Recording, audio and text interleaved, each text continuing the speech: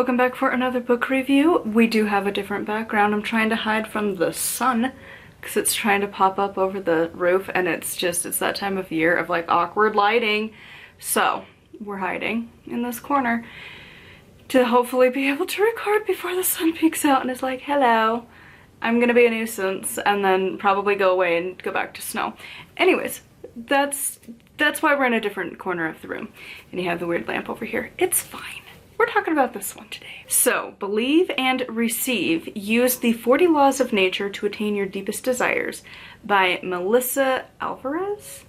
Maybe that's how you're supposed to say that? This one. So, as the title would suggest, this goes over 40 different laws. Apparently there are more. It was written down, I think she said it was like the late 1800s, I want to say. I could be wrong. But it was a collection of people that contributed to this, like, fancy book, I guess, that they didn't put their names, and I don't know how to pronounce it, but they wrote down these laws of the universe. There's apparently hundreds, but this is like the 40 most common, so I figured we would just go over them really quick. Some of them you might recognize, some of them you might not.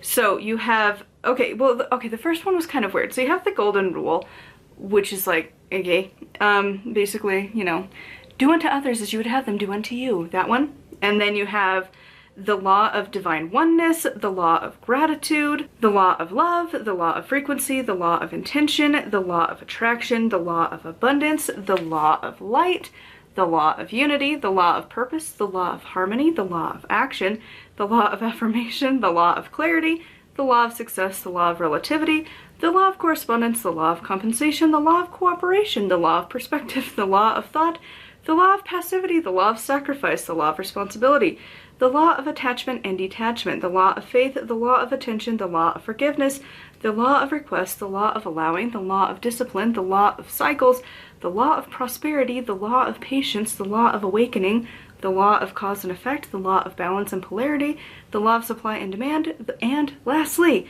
the law of potential. That's a lot of laws. So you feel like if you accomplish this, you're like a metaphysical lawyer, because that's how I started to feel. It's a lot of rules, it's a lot of law of the land, but yeah, so it goes over each of these. It gives what it is, which I feel like the title of them kind of gives you an idea, but it goes into just a few pages for each one, describing each one, some examples, and then it always ends with a like try this thing, and it's like a bullet list of different ways to try to incorporate each of these rules, laws, things of the universe. For instance, we'll flip to a random one. So we've got let go of that which no longer serves you. The universe can't respond if you're blocking it with your attachments. Let them go to receive. Your self-worth should never be based on somebody else's opinion or obtaining an object. I don't feel like reading all of them. Attachment is based on fear. Attachments never last because of the inappropriate need associated with it. Disappointments come from attachments. What was that one? This is the law of detachment, or attachment and detachment. But yeah, you get an idea. It kind of gives you ideas, sort of. Like another one is like shift your feelings from wanting something to feeling that you already have it. Leave things alone. Leave people alone. This is allowing. I bet this is the law of allowing. Yeah, it is the law of allowing. Are you trying to resolve something for someone else? Did they ask for your help? If not, let it go. So it gives you some things to work on. So that's kind of the gist of this book. I gave it like a tentative 4 because I'm personally not a huge fan of these laws of the universe thing. I feel like it just doesn't jive with me a whole lot, but I know a lot of people do, so like trying to set aside like personal bias of like, for what the content is, I think it is very helpful. If you're wanting to learn the laws of the universe, at least some of them, I do think this is a fantastic resource. I do think you want to continue other work with this. Like honestly, so far I'm finding Mel Robbins honestly to be quite helpful. A lot of people love her. And she does some of these things, but also like this book, I feel like it doesn't give you a lot of leeway, and it's just kind of this whole mentality as a whole. It feels like it really leaves a lot of room for gaslighting yourself and denying your true emotions and your true experiences, and you're just not allowed to feel certain ways, and that certain emotions just aren't allowed to exist.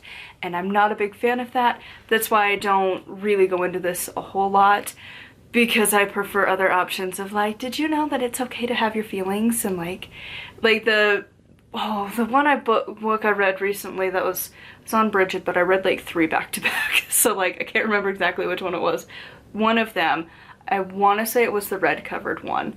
But anyways, one of the books talked about how there's like the 3 cauldrons that are within in Celtic myths, and that your emotions, it's the opposite of this where you're supposed to allow all of your emotions, and you need to learn how to like work with all of them, not just the convenient ones. And like that's how you work on your like emotional cauldron, that's like your heart cauldron basically.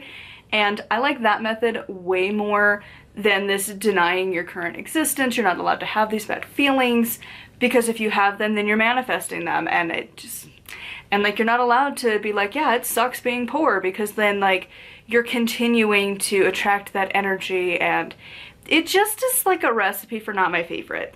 If you love law of attraction stuff, you love these universal laws, I don't know what this is called. That's one of my problems. Like, what umbrella label is this? Because it's currently listed under mind, body, and spirit. So like, I don't know what you would call this, because it's not like, it's like sometimes witchcraft, but not really. It's like it's its own community. I tend to refer to this as the manifestation crowd, because that is usually what they kind of fall under. It's various rules like this, but obviously that's probably not what they actually call themselves. Is it just New Age?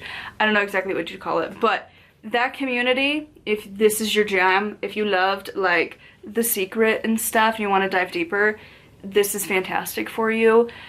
But don't worry if it doesn't completely jive with you, because like even things from the author I didn't love. Like, she is a horse breeder, and I'm not a fan of breeders at all. I kind of think it's not the greatest. It's one of my things of like vegetarian and like being vegan for so long that I'm like, it sparks a fire within. And I don't love all of the things that cost so much money and just for sheer profit. And if you've ever heard vegans talk about like making animals be a source of income, it just creates problems.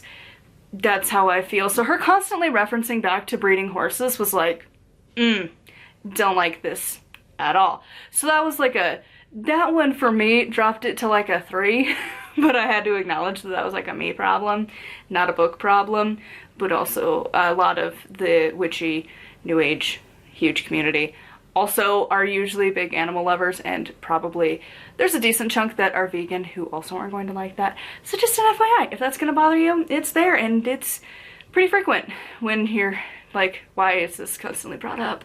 So anyways, overall, I'd love to know your thoughts on this one in the comments down below. As always, a huge thank you to my patrons. If you would like to support me and get access to exclusive book talks, to my audiobooks, to my vlogs, and just random talks, it is over on patreon.com/nightwillowcrafts. Make sure to like, comment, and subscribe.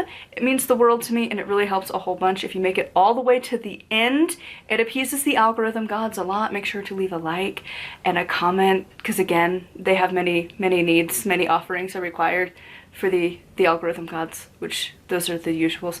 I don't know if ringing the bell and the notification thingy really makes a difference to the algorithm. Personally, I don't, because like I'm on YouTube all the time anyway, so it's like, come on, where's the new one, where's the new one, where's the new one? Until next time, blessed be.